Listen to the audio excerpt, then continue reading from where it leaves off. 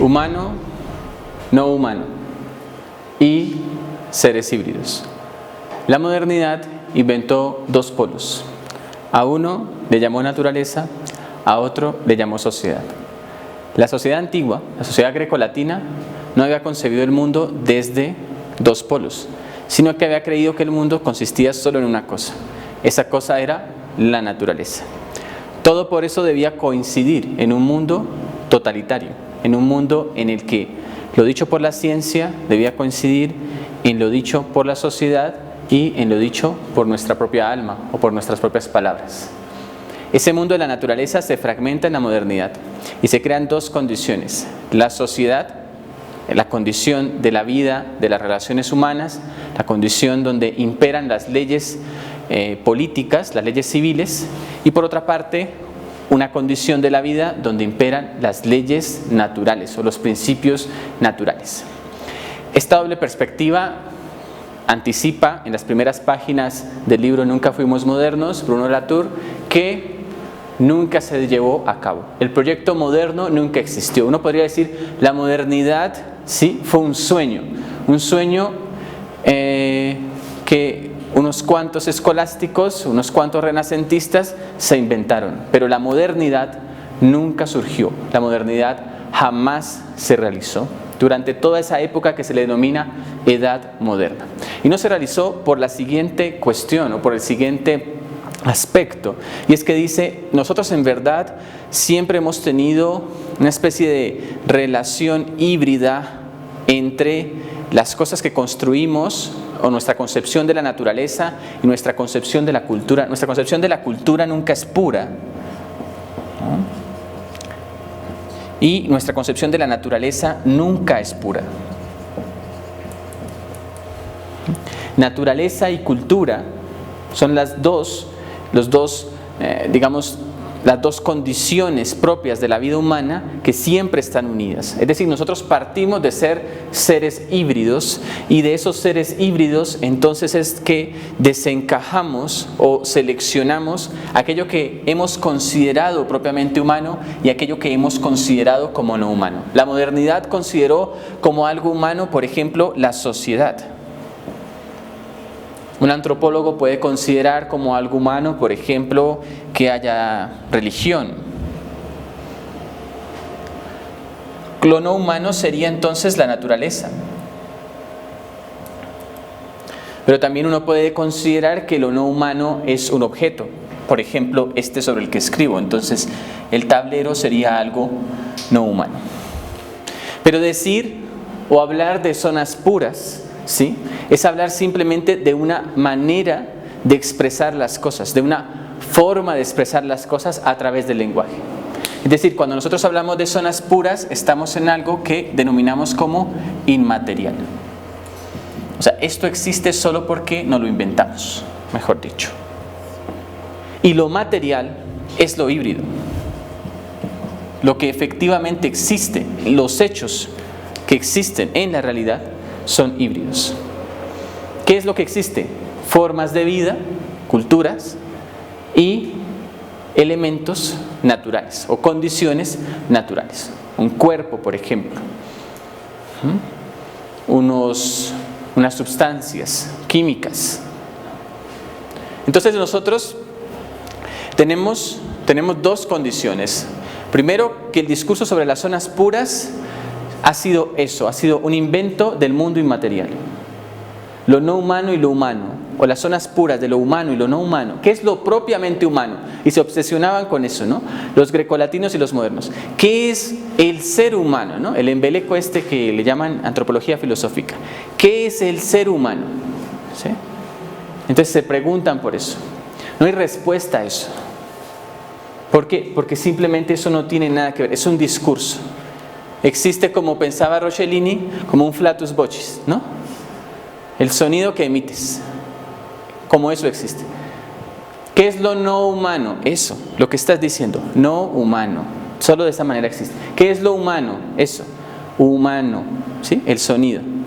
Es lo único, la única manera que exista materialmente. Materialmente, ¿qué tenemos? Cultura y naturaleza. Los seres humanos vivimos de cientos de formas y eso se llama cultura. Los seres humanos estamos constituidos, ¿sí?, de una naturaleza, tenemos una naturaleza. Pero estos híbridos son modificados, y son modificados en dos sentidos, en dos relaciones, arriba y abajo, y humano nuevamente y objeto. Pero aquí ya viene otro humano. Voy a borrar esta parte porque era importante mencionarlo, pero tenemos dos condiciones. Nosotros, ¿sí?, tenemos dos condiciones, o voy a ponerlo acá, nosotros tenemos dos condiciones. Tenemos arriba y abajo. Es decir, conducimos la cultura y la naturaleza a una instancia metafísica, o conducimos la cultura y la naturaleza a una instancia, ¿sí?, física, natural. Ahí creamos justamente esas dos condiciones. Pero también ponemos dos polos y decimos, por una parte, somos seres humanos, es decir, tenemos una condición que nos es propia, y por otra parte, tenemos objetos, condiciones que no nos son propias. No solo cosas, sino condiciones que no nos son propias. Esos serían los objetos. Por eso algo como la justicia, o la idea de la justicia, es un objeto, ¿sí? No es un humano, es una idea, es un objeto, es una condición. Para el arriba o para el abajo depende en qué época estés, ¿no? Y depende en qué estés pensando, o si estás pensando. Hobbes y Boyle, que lo hemos visto al inicio de nuestras sesiones, nos mostraban bastante bien este asunto, ¿no? Hobbes apunta a ¿qué? ¿De qué manera apunta Hobbes? Hobbes apunta hacia arriba, crea una idea de la naturaleza, pero es una idea de la naturaleza humana metafísica. Y ese apuntar hacia arriba, ¿sí?, presenta una idea del ser humano, una idea política del ser humano que emerge desde acá. Une su concepción de lo humano con el arriba, es decir, con lo que se debe hacer, no con el ser de las cosas, sino con el deber ser de las cosas. Boyle, por su parte, se refiere a una condición de la naturaleza, los elementos naturales en su ciencia, y a unos objetos que median justo la ciencia, los instrumentos científicos, como lo que mencionábamos ahora con Pasteur, el microscopio y Pasteur. Pasteur sin el microscopio no es Pasteur. Galileo sin el telescopio no es Galileo, no puede ser Galileo. Newton sin su telescopio, ¿sí?, reflector, no puede ser Newton, no es Newton. Cero mecánica clásica, cero idea, ¿no? Entonces vean ustedes lo que los objetos pueden hacer en nosotros. ¿Qué somos sin los objetos? Quitemos todos los objetos. ¿Qué queda allí? ¿No? Claro, el antropólogo filosófico que dirá, la esencia del ser humano, no queda nada, ¿no? Lo que queda es que usted es una persona pobre, que no tiene nada, ¿sí?, que no puede desenvolverse en este mundo, que no puede aterrizar en este mundo. Los objetos nos constituyen. Pero los objetos no son solo cuestiones materiales, ¿recuerdan? Son materiales, pero también son inmateriales. Cuando hablamos de los polos entre humano y no humano. Por último, quería preguntarles algo, y es, a veces se presentan bastante explicaciones diversas sobre la realidad. Hay algo muy curioso que es lo que plantea H.G. Wells en su libro La máquina del tiempo, ¿no? Entonces uno podría preguntarse esto, si uno cree en los viajes en el tiempo, ¿no? Es lo que pasa, por ejemplo, en la película Interestelar, ¿no?, que se basa en los trabajos de Kim Thorpe y de Stephen Hawking. Bueno, ahí está Stephen Hawking, los agujeros en gusano, demás, pliegues en el espacio-tiempo, ahora que hablábamos de pliegues de otro tipo, ¿no? Si uno cree en los viajes en el tiempo, explique con el mismo método la caída de los cuerpos. Si uno cree en los viajes en el tiempo, se tiene que traer unas condiciones del universo físico, ¿sí? Y si se trae unas condiciones del universo físico que no le sirven para explicar algo tan simple como que caiga un cuerpo, entonces, ¿qué condiciones del mundo físico o qué mundo físico es ese que uno se trae allí?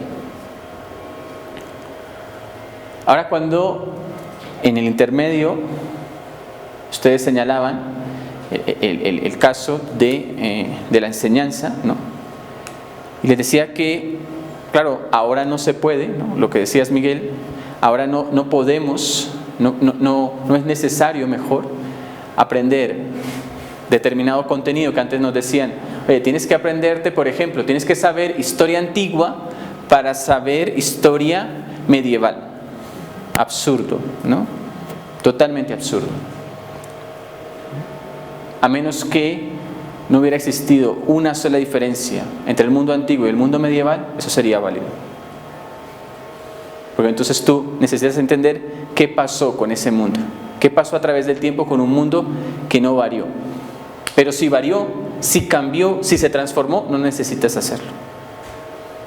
No necesitas ir allá. ¿Y qué nos dicen? Que tienes que entenderlo para saber qué fue lo que cambió. No me importa, porque lo que tengo que entender y tengo que aprender a valorar es el mundo visto desde esa óptica. Si no, no puedo entenderlo. Entonces una mejor forma sería llevar una especie de paralelismo, ¿no? O multiparalelismo. Que yo pueda aprender historia antigua, historia medieval, moderna, contemporánea. Bueno, pues si lo moderno no existió, entonces yo no sé dónde lo vamos a poner, ¿no? Historia antigua, medieval, ¿no? Contemporánea, y llevarlas todas en paralelo. ¿Por qué? Porque los procesos cognitivos, ¿sí?, pero también las formas culturales que ellos nos están presentando allí son totalmente diferentes. Y si son esencialmente diferentes, ¿para qué aprenderlas una tras otra? No tiene sentido. Es como si lo mejor es vivir 20 años, pues ¿para qué vivir más de eso o menos de eso? Pues aterrizamos de una en los 20 años o quedémonos de una en los 20 años. Sí es la mejor época. Pero si no es la mejor época, hay como 2 o 3 épocas. Bueno, entonces ya vivamos esas 2 o 3 épocas. Pero no hay una condición allí, ¿no? No hay una... Ven ustedes lo que la tecnología hace, pliega el espacio y el tiempo. Entonces, si esto no se puede hacer,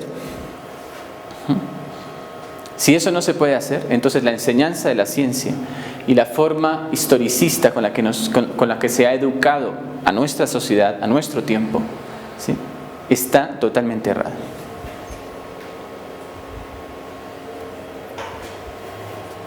Este es el señor que puede ser el ejemplo, Hobbes, de esta sociedad, del mito de la modernidad. Bueno, el Leviatán podría llevar como subtítulo el mito de la modernidad, ¿no? Primer capítulo sobre la naturaleza, segundo capítulo sobre las pasiones, tercer capítulo sobre el Estado, cuarto capítulo sobre Dios y las creencias, sobre el Estado papal. Bueno. Contiene todo y contiene nada, contiene un mito, un relato.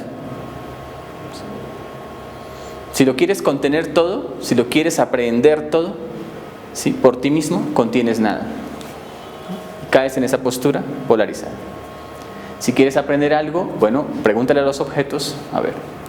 Si el objeto no te contesta, es porque el objeto necesita ser modificado. Que ya el objeto modificado me modifica a mí y me hace la vida más feliz. Y transforma las condiciones. Creo que es mejor esta imagen. Es más interesante, a pesar del susto de las niñas, ¿no?, por el ave que ha dejado de moverse, ¿no? Una obra de arte que nos muestra cómo el vacío se crea. ¿Cómo se puede crear vacío? Claro, si tú tienes polo, naturaleza y sociedad, es imposible. El vacío para la sociedad es donde no hay gente. Y el vacío para la naturaleza es donde no hay materia. Con el desarrollo de la ciencia.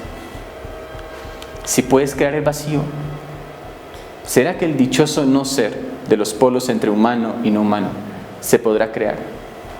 ¿Cómo creamos el no ser? Bueno, les dejo esta pregunta y terminamos.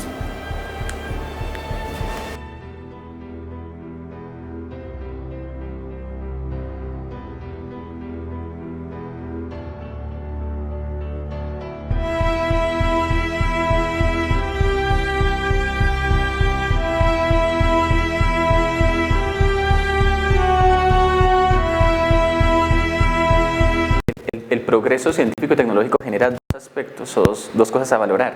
Por un lado, la competencia, ¿sí?, que nutre, que impulsa, ¿cierto?, el desarrollo. Muy dura. Y por eso mismo, ¿no? Claro. Por otra parte, Y por otra parte, la camaradería. Porque tú compites, pero te vas dando cuenta que aliándote con ciertas personas, pues entonces necesitas, y aliándote de verdad, confiando plenamente en la otra persona.